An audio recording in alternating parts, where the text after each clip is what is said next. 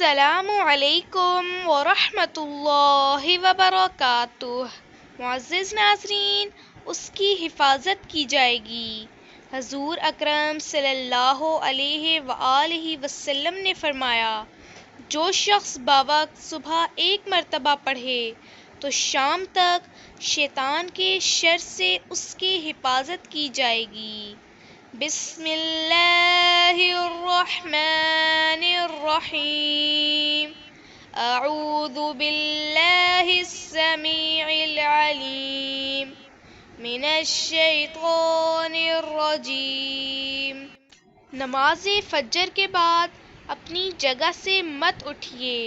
حضرت عبداللہ ابن مسعود سے مروی ہے، رسول اللہ صلی اللہ علیہ وآلہ وسلم نے فرمایا، جو شخص فجر کی نماز جماعت سے پڑھتا ہے اور اسی جگہ بیٹھ کر سورہ انعام کی شروع سے 3 آیتیں پڑھتا ہے، اللہ تعالیٰ اس کے لیے 70 فرشتوں کو مقرر فرما دیتا ہے۔